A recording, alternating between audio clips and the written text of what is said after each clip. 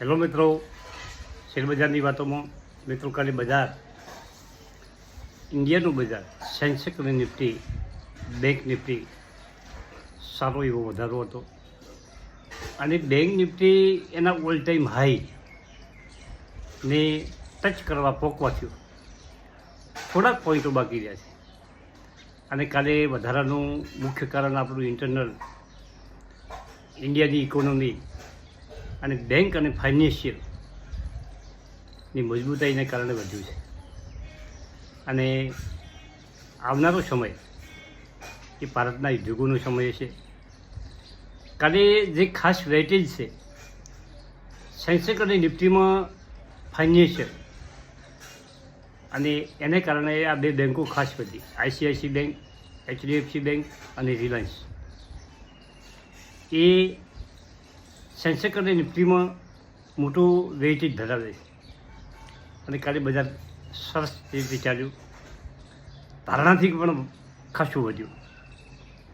પરંતુ mid cap અને small કેપમાં કાલે વધારો નહોતો અને બજાર ખૂબ વધતું હતું નિફ્ટી અને સેન્સેક્સ, પણ પોર્ટફોલિયોમાં જોવો એવો વધારો દેખાતો નહોતો મિત્રો.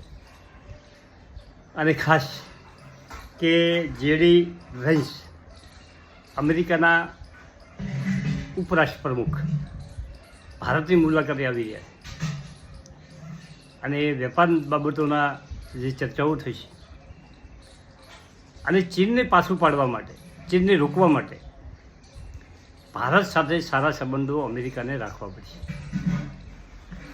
અને એનાથી કારણે ભારતને ફાયદો પણ થઈ શકે મિત્રો. અને ટેરિફ બાબતમાં અમેરિકા અને ચીન વચ્ચે આજે સુધી કોઈ ઉકેલ આવ્યો નથી. ટ્રમ્પ સાહેબના જે વારંવારના બયાનો છે એ ચીનની કોઈ ગંભીરતા લેતું નથી.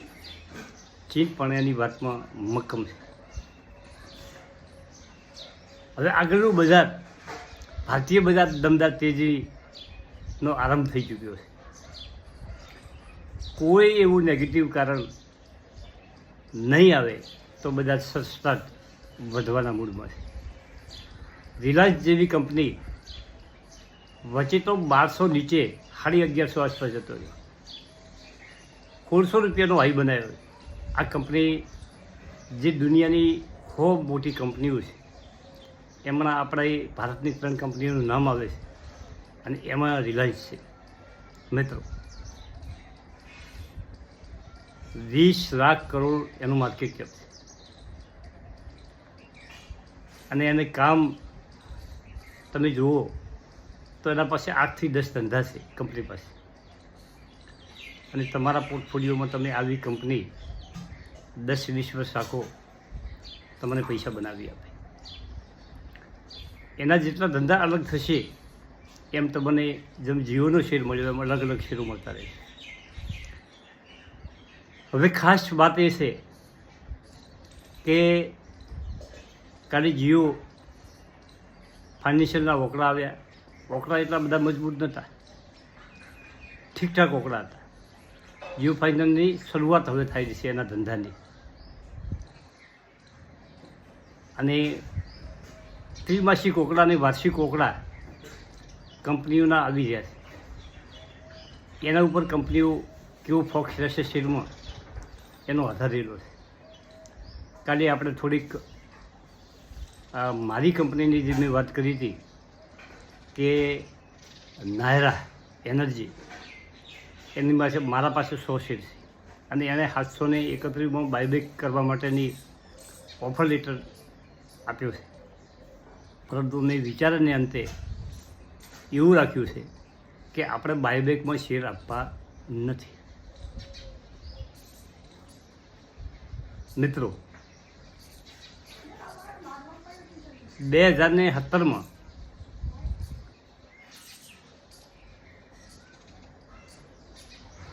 જે એસઆરઓએ બાયબેક કરવા માટે 262 રૂપિયા ભાવ મૂક્યો હતો એ 7-8 વર્ષ પછી 791ના ભાવે નાયરા બાયબેક કરી હતી અને આ બાયબેકમાં પણ આપણે એ શેર આપવાના છે. આપણે આઈપીઓ લાગેલો છે, જુઓ છે, મોટું રોકાણ નથી.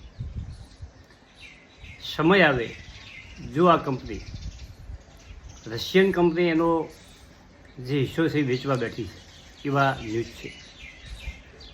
અને એ વેચાઈને જો ધારો કે રિલાયન્સ કે અન્ય કંપની એમાં ભાગીદારમાં આવે અને ભવિષ્યમાં જો આઈપીઓ 1 રૂપિયાના વેલ્યુએશન પર લાવે, 1 રૂપિયાની ફેસ વેલ્યુ પર જો આઈપીઓ લાવે તો આપણા ખોના શેરના 1000 શેર થાય. કિંમત ચાહે જો નક્કી થાય અને 5 રૂપિયાના વેલ્યુએશન પર લાવે તો આપણા પાસે 200 શેર થાય. પરંતુ અત્યારે નાયરાનું ભાવ સારું છે. એના પાસે 600-650 પેટ્રોલ પંપો છે અને કચ્છમાં કાઠિયાવાડમાં જામનગરની બાજુમાં એની મોટી રિફાઇનરી છે અને કામકાજ બહુ સરસ ચાલી રહ્યું છે અને છેલ્લા 3-4 વર્ષથી કંપનીના પ્રોફિટ અને નફામાં વધારો થયેલો છે. રિલાયન્સની સમકક્ષ તો ના કહેવાય પણ રિલાયન્સ જેવું ઓઇલ અને ગેસમાં કામ કરી રહી છે. હવે બીજી વાત કરો કે આપણે ઘણી કંપનીઓની વાત કરી, પરંતુ જેણે નીચેથી લીધી છે કંપનીઓ અને કોઈને લેવાનું બાકી છે એ થોડા mid cap, small cap, large cap જેને અનુકૂળ આવે એ શેરો થોડા લેતા રહેવું જોઈએ. તમે રાહ જોઈને કેટલો દિવસ બેસી ગયો? બધા 23,000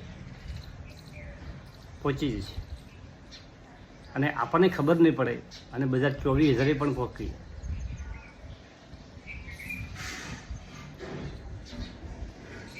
આ બજાર છે અને ઘટવા મળે તો પણ ઘટી પણ શકે. શેર બજારમાં આગાહી કરવી એ કોઈની આગાહી સાચી પડે નહીં, મારી આગાહી પણ સાચી ના. આ બધા ગ્લોબલ માર્કેટો, ગ્લોબલ સમાચારો અને દુનિયાના કોઈ પણ ખૂણે કંઈ થતું હોય તો એની સીધી અસર શેર બજારમાં પડે. મિત્રો, જેને રોકાણ કરવું હોય, જે કંપનીઓમાં રોકાણ કરવું હોય એમની કંપનીઓના રડારમાં હોય એમાં થોડી ક્વોન્ટિટી લેતા રહેવું. મિત્રો, એક સાથે કે કોઈ એવો દિવસ નહીં આવે કે આજે આપણે લેવાની હિંમત થાય. ધારો કે બજાર 22,000 ઉપર ચાલતું હોય તો આપણી આશા કેવી હોય કે હજી બજાર 21,000 જશે અને 21,000 ચાલતો હોય તો આપણને થાય કે બજાર તો હજી 20,000 જવાનું. જે લોકો રાહ જોઈને બેસે છે એ શેર લઈ શકતા નથી, પણ જેને શેર લેવા છે એ લોકો થોડી ક્વોન્ટિટી લેવાની ચાલુ રાખે તો દરેક ભાવમાં એને ટુકડે એના પોર્ટફોલિયો મજબૂત બની જાય. અને જે મિત્રોના પોર્ટફોલિયો હજી નેગેટિવ ચાલી રહ્યા છે તો આવનારા ટૂંકા સમયમાં એ ગ્રીન થઈ જશે.